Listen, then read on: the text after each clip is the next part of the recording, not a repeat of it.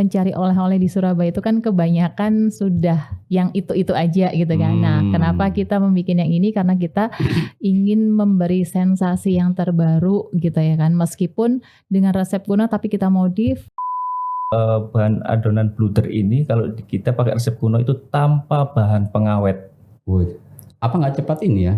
Apa ya? Basi gitu ya? Nah, itu kelebihan dari Airlegen. Jadi Airlegennya sendiri bisa mengawetkan makanan dengan pembentukan fermentasinya itu, Mas. Karena ini memang benar-benar peninggalan zaman Belanda yang dianalisis dengan petunjungan yang dulunya tuh kayak gitu.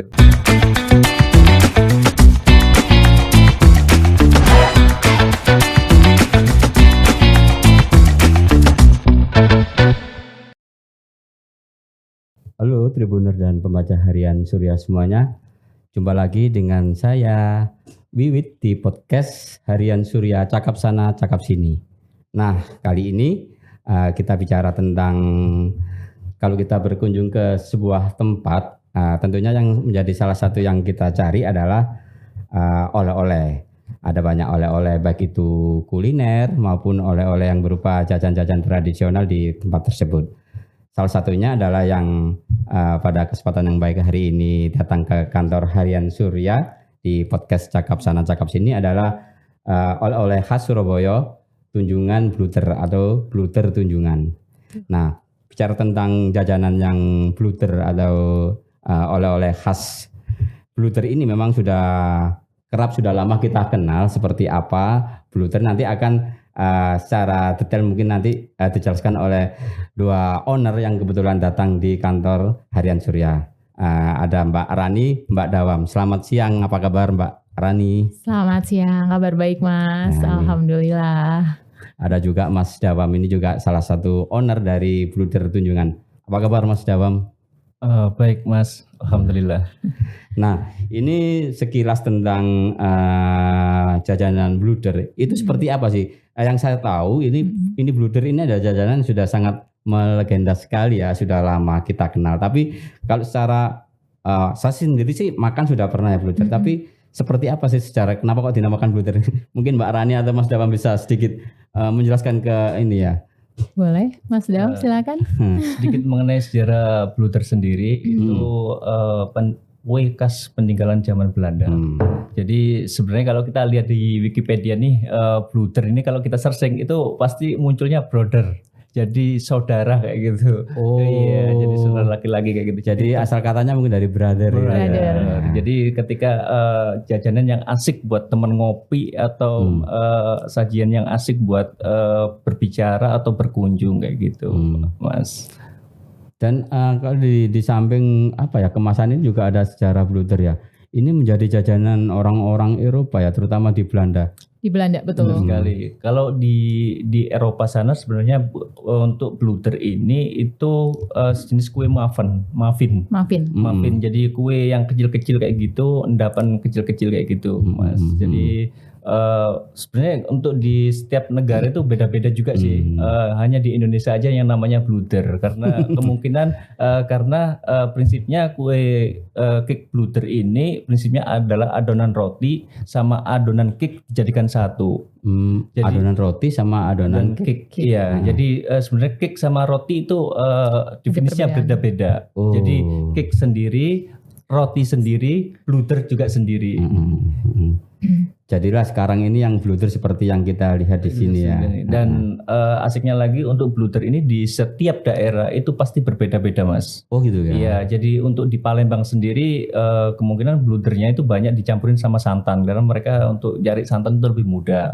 Ada lagi di Bogor. Kalau di Bogor itu bludernya pasti bentuknya roll. Kayak gitu roll. Nah, untuk beda lagi untuk di Jawa Timur. Kita inisiasi di Jawa Timur bludernya kita bentuk seperti cake, kita kembalikan ke resep kuno, Mas.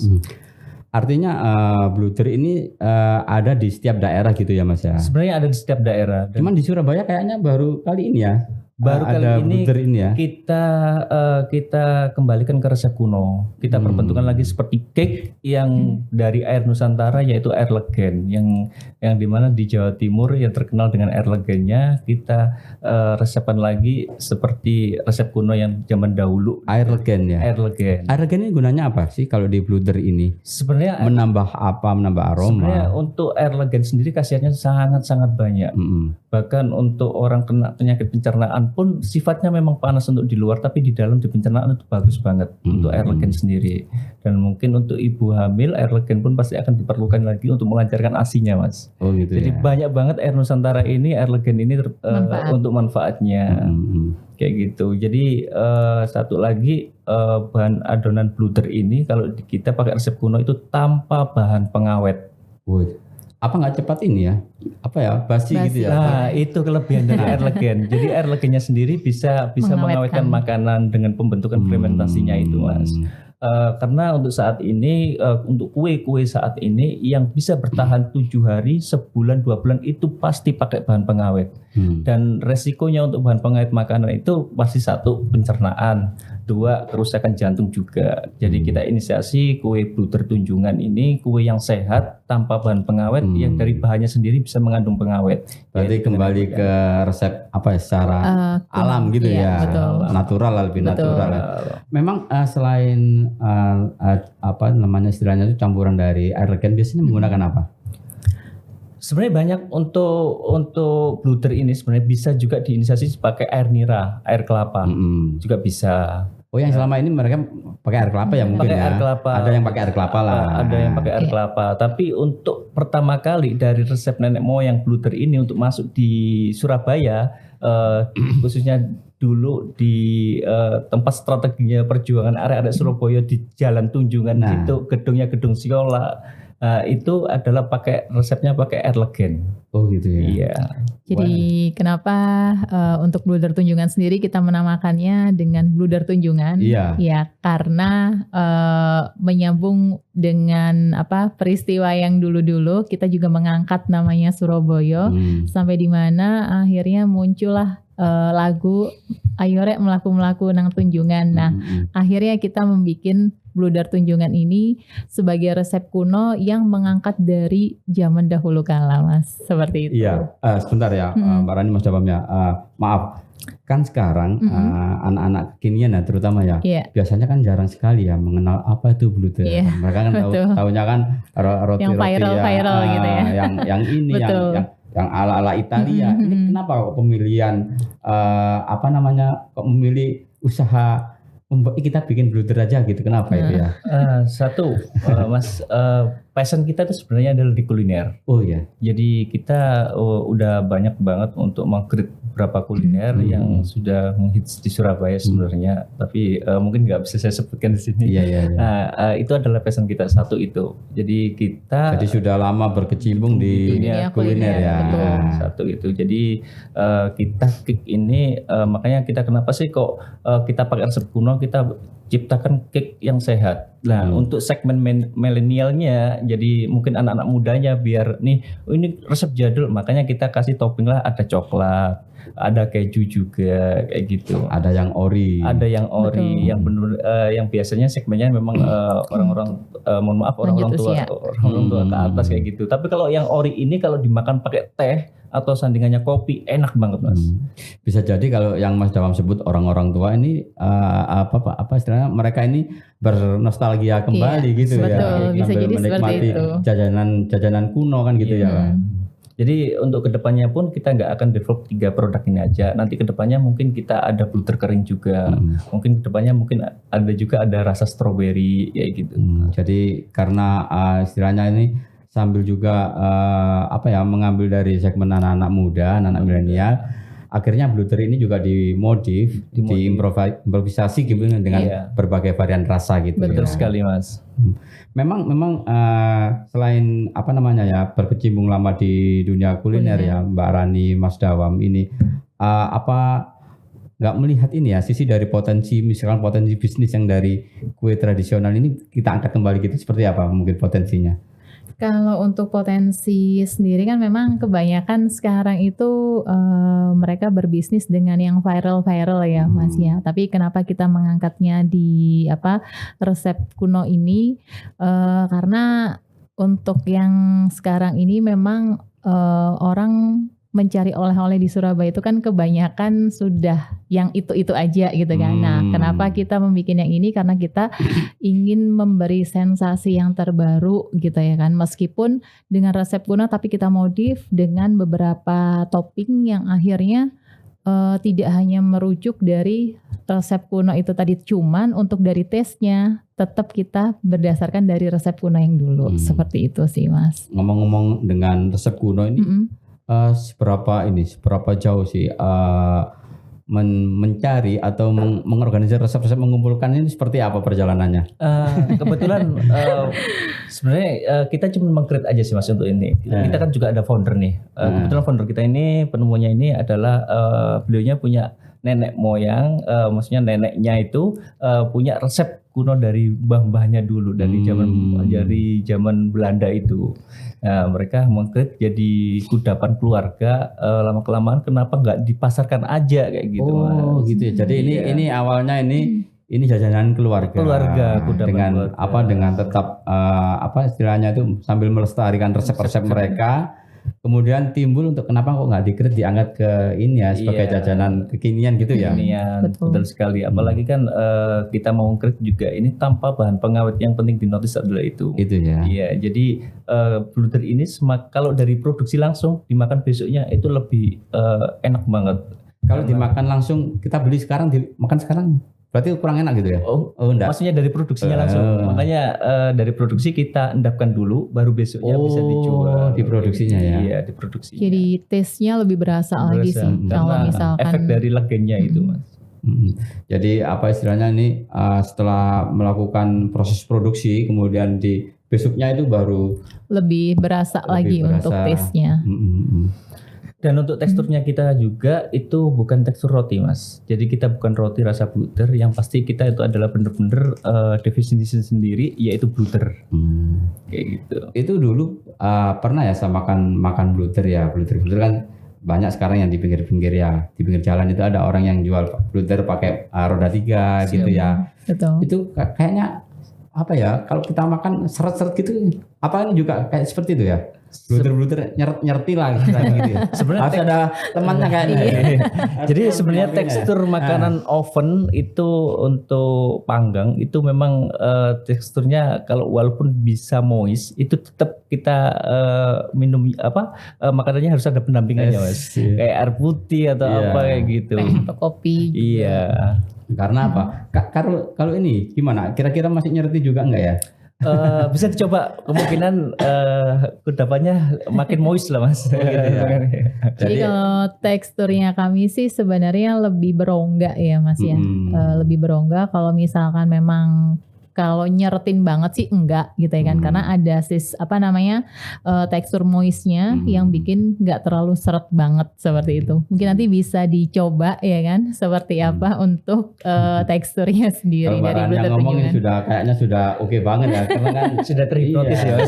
Enggak, dia sudah lama berkecimpung di dunia perhotelan, kemudian ada juga kuliner, jadi artinya sudah menjiwai sekali ya. Apalagi kan beliaunya juga pernah berkecimpung di dunia bahan bakunya juga, kayak jenisnya susu juga. Tapi kalau seperti ini jajanan tradisional, saya menggarisbawahi sebagai jajanan tradisional yang mulai diangkat lagi ya. Betul. Dengan sebagai oleh-oleh khas Surabaya. Enggak ini ya, gimana kalau menurut jenengan dengan kompetitor lain yang kue-kue yang viral-viral tadi itu?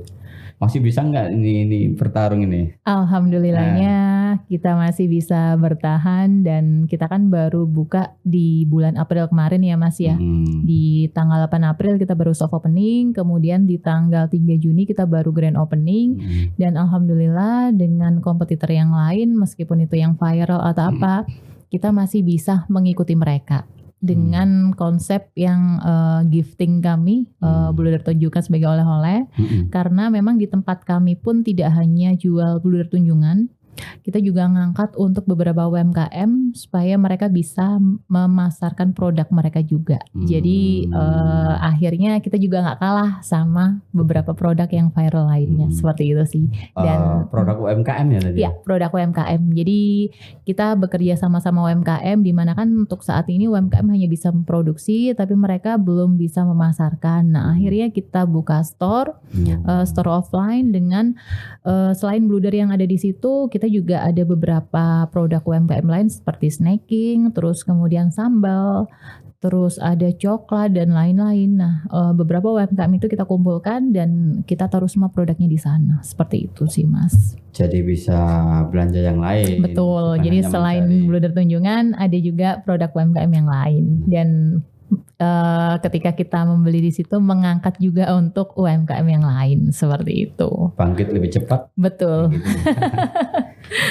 Ini kita ngomong sebagai oleh-oleh khas Surabaya. Tentunya harus banyak ditemukan di tempat-tempat yang ini ya, tempat-tempat yang banyak dikunjungi orang ya. Betul. Seperti apa itu kalau ini konsepnya ini dari Bluder Tunjungan ini?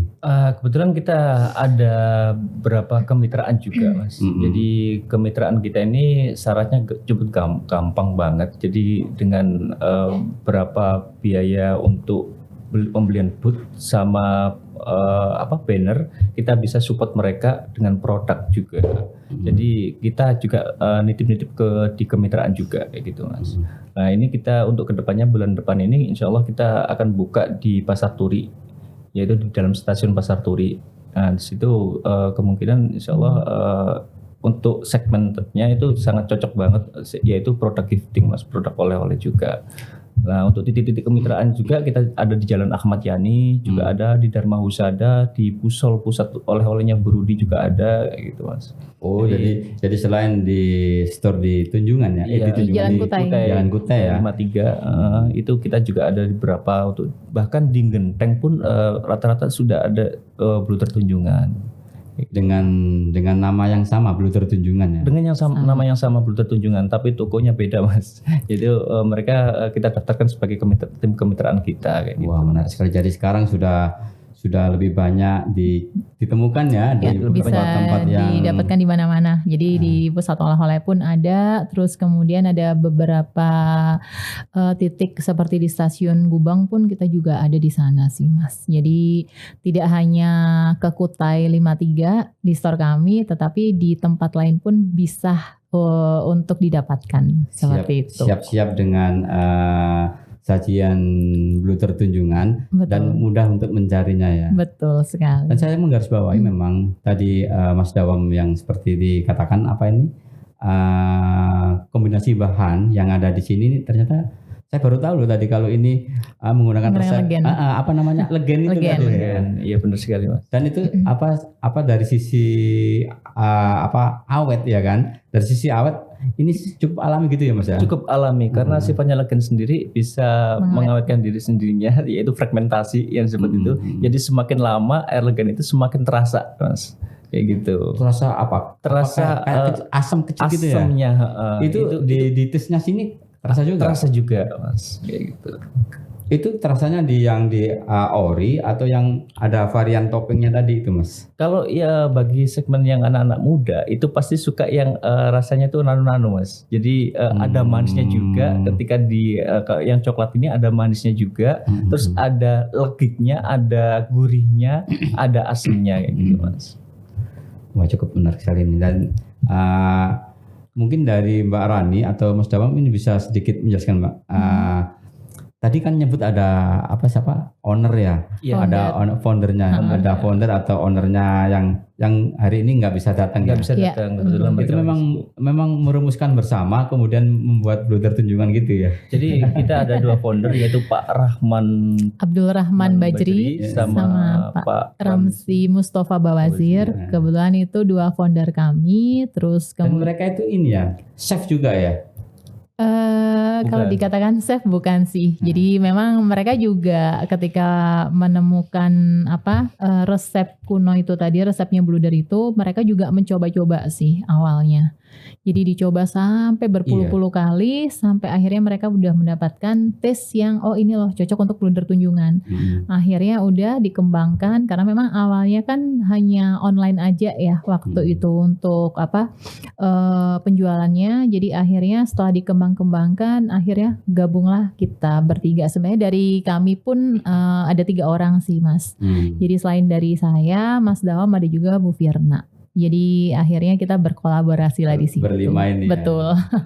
Membuat sebuah mengangkat kembali kue yang sudah menjadi legenda ya kan. Akhirnya kita angkat. Tunjungan dengan kombinasi yang ada yang kekinian tetap. Betul. Tapi tetap ada yang nggak meninggalkan yang. Iya. Jadi tesnya lebih tes ke resep kuno, tapi untuk kombinasinya kita pakai topping. Jadi kan kita ada topping keju sama topping coklat seperti itu. Kalau produksinya sekarang sudah seperti apa Mas? Atau Mbak Rani? Produksinya ini sudah berapa gitu? Sudah kemana aja gitu? Kita alhamdulillah rata-rata per hari kita sudah hampir di atas 500. Jadi pak ya? 500 box. All varian ya? Varian. Dan kita bersyukurnya lagi kita di masa-masa pandemi kayak gini, maksudnya masa-masa new normal ya kan, kita masih bisa survive kayak gitu. Setidaknya dengan hadirnya blunder tunjungan ini sesuai dengan visi misi kita bisa mengangkat teman-teman yang lagi kesulitan untuk mencari kerja dan kita ajak bergabung untuk bisa bekerja kayak gitu. Itu juga menarik loh. Kapan hari pas launching itu pas seru-serunya COVID kayaknya ya? Iya betul 3 Juni kita waktu grand opening itu. Iya itu lagi ya masih agak sedikit tinggi lah untuk ini. Cuman alhamdulillah waktu grand opening kemarin ya acara berjalan lancar dan kita juga kemarin ada promo juga sih Mas waktu grand opening. Tidak kesulitan untuk mencari mitra. Alhamdulillah untuk yang berjalan sekarang itu untuk tim kemitraan kami sudah ada kurang lebihnya 25 sampai 30. Jadi yang udah berjalan yang bekerja sama dengan kami itu ada sekitar 25 sampai 30 mitra yang sudah berjalan. Selain di Surabaya ya, mungkin sudah ada di kota-kota lain atau pelanggan-pelanggannya sudah tersebar di berbagai negara. Saat ini kita masih fokus untuk di Surabaya Mas. Biar maksudnya kita bener-bener kita membentuk mindsetnya itu kita oleh-oleh khas Surabaya. Oleh khas Surabaya. Iya, kita kuatin kondisi itu dulu, karena ini memang benar-benar peninggalan zaman Belanda yang di-ensis dengan pertunjungan yang dulunya itu kayak gitu. Oh iya, padahal kalau kita bicara sedikit tentang blunder itu, pikiran kita itu ke kota di Madiun ya. Iya betul. Madiun. Betul. Ini apakah ada silsilahnya ini? Sama sekali nggak ada. Setiap daerah bisa mengakuisisi suatu produk makanan. Yang penting dia bisa berinovasi dengan resepnya sendiri. Resep sendiri. Cuman mungkin resep dasarnya tetap sama ya mungkin ya Mas ya.